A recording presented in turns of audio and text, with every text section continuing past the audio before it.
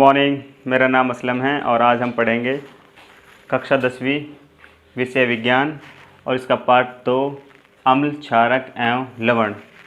तो सबसे पहले हम जानेंगे कि अम्ल क्या होता है। अम्ल को इंग्लिश में एसिड बोलते हैं।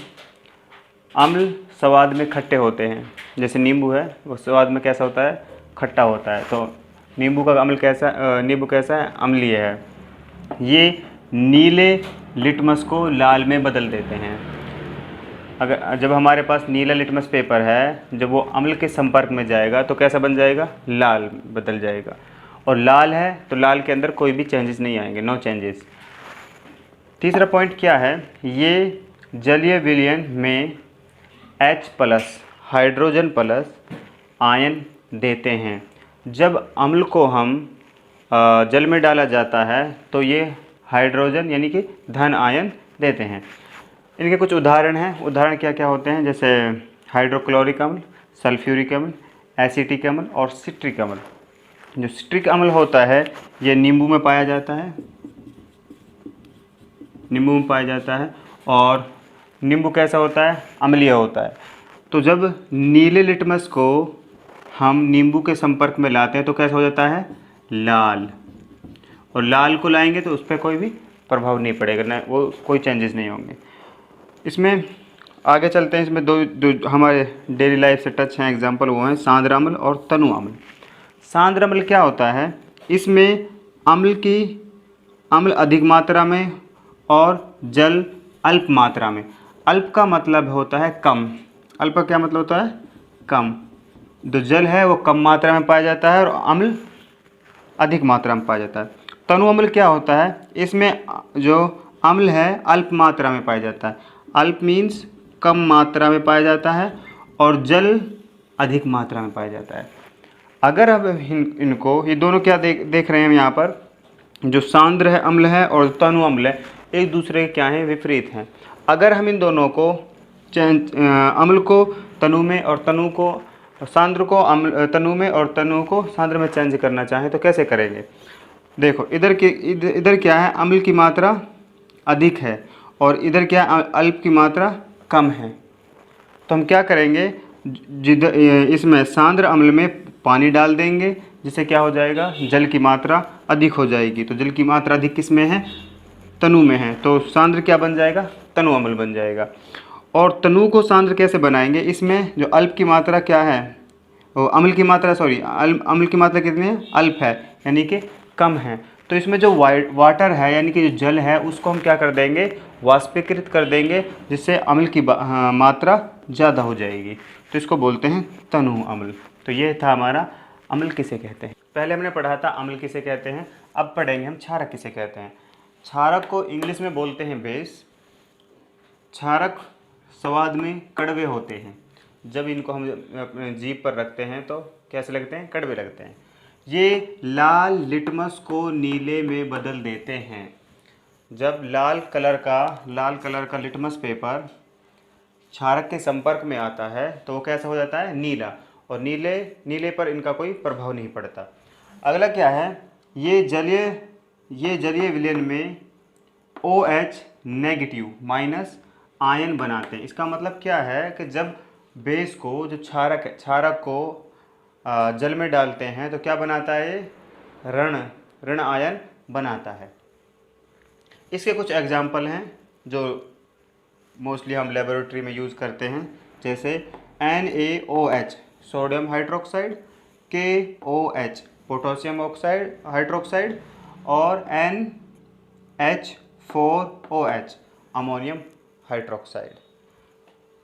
तो सबसे ज़्यादा यहाँ पर कंफ्यूज होते हैं स्टूडेंट। जैसे एग्ज़ाम में पूछ लिया कि क्षार किसे कहते हैं, तो मोस्टली क्या होता है कि क्षारक की डेफिनेशन लिख के आते हैं लेकिन ऐसा नहीं है। क्षारक और क्षार में डिफरेंस होता है।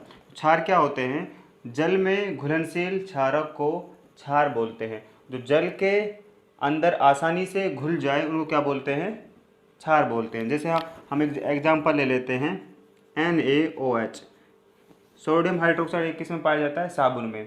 तो ये साबुन क्या है, जल में आसानी से घुल जाती है, तो इसको बोलते हैं हम क्षार। तो अब हम अम्ल और क्षारक के गुणधर्म पढ़ने के बाद में हम जानेंगे कि अगर कोई हमारे पास विलेन है, कोई हमारे पास कोई पदार्थ है, तो हम कैसे जानेंगे कि वो अम्ल है या क्षारक है।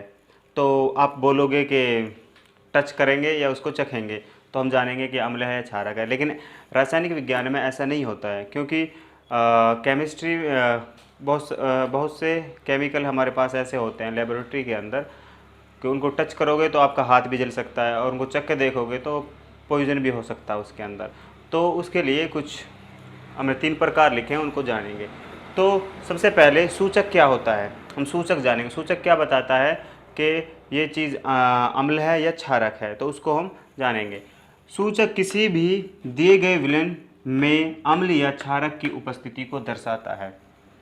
ये बात क्लियर हो गई। दूसरा, इसका रंग या गंध अम्लीय व क्षारक माध्यम में बदल जाता है। या तो उसका रंग बदलेगा, मीन्स कलर बदलेगा, या उसकी खुशबू या गंध बदलेगी, जब हम उसको जानेंगे कि अम्ल है या क्षारक है। तो हमारे पास 3 प्रकार के सूचक होते हैं। पहला क्या है, प्राकृतिक सूचक। दूसरा क्या है, कृत्रिमिक सूचक और संश्लेषित सूचक। तीसरा है हमारे पास गंधीय सूचक। अब इनके बारे में हम जानेंगे कि प्राकृतिक सूचक होता क्या है। पहला प्रकार क्या था, प्राकृतिक सूचक। प्राकृतिक सूचक क्या होते हैं, जो हमें प्राकृतिक से मिलते हैं उनको बोलते हैं प्राकृतिक सूचक।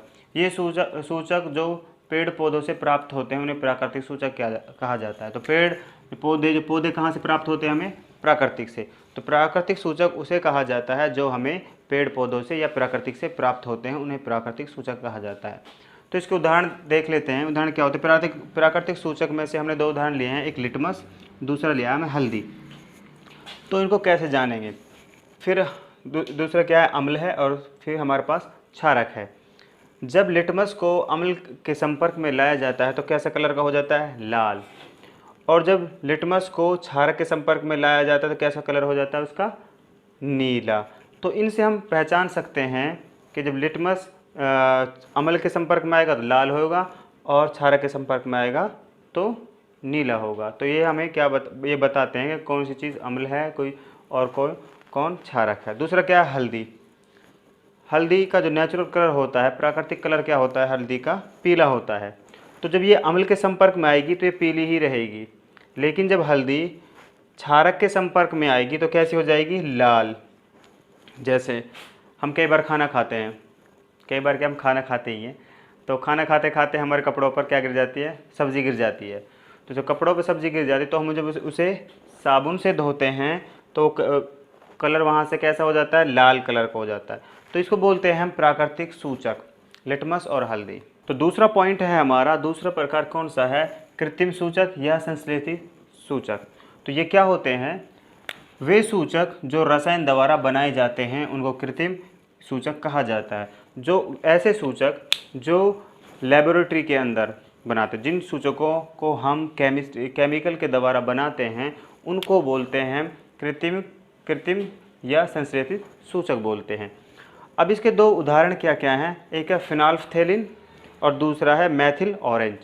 ये क्या क्या होते हैं, अगर हम फिनाल्फ्थैलिन को क्षारक के संपर्क में लाएंगे तो उसका कलर कैसा हो जाएगा, उसका कलर कैसा हो जाएगा, हम फिनाल्फ्थैलिन को क्षारक के संपर्क में लाएंगे तो उसका कलर कैसा हो जाता है, गुलाबी कलर उसका हो जाता है, या हम कह सकते हैं उसका गहरा गुलाबी कलर या बैंगनी कलर उसका हो जाता है। अगर फिनाल्फ्थैलिन को अम्ल के संपर्क में आएगा तो उसके कोई कलर में कोई भी चेंजेस नहीं आएंगे, जैसे उसका पानी का सा कलर होता है ऐसा ही कलर रहेगा। अब आते हैं दूसरे पॉइंट पर हम, मेथिल ऑरेंज। मेथिल ऑरेंज को जब हम अम्ल के संपर्क में लाते हैं तो उसका कलर लाल हो जाता है, उसका कलर कैसा हो जाता है, लाल। और जब हम इसको क्षारक में, मेथिल ऑरेंज को जब हम क्षारक के संपर्क में लाते हैं तो उसका कलर कैसा हो जाता है, पीला। तो ये है हमारा कृत्रिम सूचक या संश्लेषित सूचक कि कैसे हम जो हमारे पास जो पदार्थ हैं या फिर क्षारक और अम्ल हैं को हम कैसे पहचानें। हमारे पास जैसे लेबोरेटरी के अंदर रासायनिक विज्ञान में अलग अलग तरह की चीज़ें होती हैं, लेकिन हम उनको टच करके या फिर उनको चेक करके हम नहीं जान सकते। तो उनको हम इन प्रकार के द्वारा उनको जान सकते हैं कि ये क्षारक है या अम्ल है। तीसरा पॉइंट है हमारा गंधीय सूचक। गंधीय सूचक क्या होता है, जिन पदार्थों की गंध अम्लीय या क्षारक के माध्यम में बदल जाए उसको हम बोलते हैं गंधीय सूचक। उदाहरण के लिए हमने एक उदाहरण लिया यहाँ पर, जैसे प्याज का रस, वैनिला और लौंग का तेल। प्याज के रस को हम सब जानते हैं, वैनिला जिससे आइसक्रीम में फ्लेवर डाला जाता है उसको वैनिला बोलते हैं, और लौंग का तेल भी आप सब जानते हैं। इधर लिया हमने अम्ल, इधर लिया हमने क्षारक। प्याज के रस जब अम्ल के संपर्क में आता है तो वो तीक्ष्ण हो जाता है। तीक्ष्ण मतलब उसकी जो गंध है और भी ज़्यादा बढ़ जाती है। ऐसे ही जब क्षारक को, प्याज का रस क्षारक के संपर्क में आता है तो उसे कोई भी गंध नहीं होती, उसमें कोई भी गंध नहीं होती। वैनिला दूसरे नंबर पे क्या है, वैनिला। वैनिला जब अम्ल के संपर्क में आता है तो उसमें कोई भी गंध नहीं होती, वो समान जैसा पहले था ऐसे ही रहेगा, समान रहेगा। क्षारक के संपर्क में आएगा, उसके गंध में कोई भी परिवर्तन नहीं होगा, नो गंध, ऐसे ही रहेगा जैसे है। तीसरा है हमारा लौंग का तेल। लौंग का तेल जब अम्ल के संपर्क में आता है तो उसकी गंध समान होती है और क्षारक में कोई भी गंध नहीं होती, कोई भी गंध नहीं होती। तो इससे हम जान सकते हैं कि जैसे हम प्याज के रस को किसी अम्ल में डालें तो अगर उसके अंदर उसकी जो गंध है और बढ़ जाती है तो हम कह सकते हैं यह क्या है, अम्ल है। अगर उसकी गंध में कोई भी परिवर्तन नहीं होता है, कोई गंध नहीं आती है, तो हम क्या कहेंगे, ये क्षारक है। वैनिला की बात करें, अगर वैनिला को हम किसी भी पदार्थ के अंदर डालें, अगर उसकी जो खुशबू है उसमें कुछ भी चेंजेस नहीं है, समान रही, जैसे पहली थी ऐसे रही, तो वो क्या है, अम्ल है। अगर उसमें कोई भी गंध नहीं आई, कोई भी खुशबू नहीं आई, किसी प्रकार की कोई भी खुशबू नहीं आई, तो वो क्या है, क्षारक है। लौंग का तेल को जब हम किसी पदार्थ में डालेंगे, अगर उसकी खुशबू समान रहती है, जैसे पहले थी ऐसे ही है, तो वह क्या है, अम्ल है। अगर उसमें कोई भी खुशबू नहीं आती है तो वो क्या है, क्षारक है। तो ये थे हमारे 3 प्रकार जिनसे हमें जाना था कि गंध को, अम्ल और क्षारक को किस किस तरीके से हम देख सकते हैं, किस किस तरह से हम जान सकते हैं कि यह अम्ल है या क्षारक है। शुक्रिया।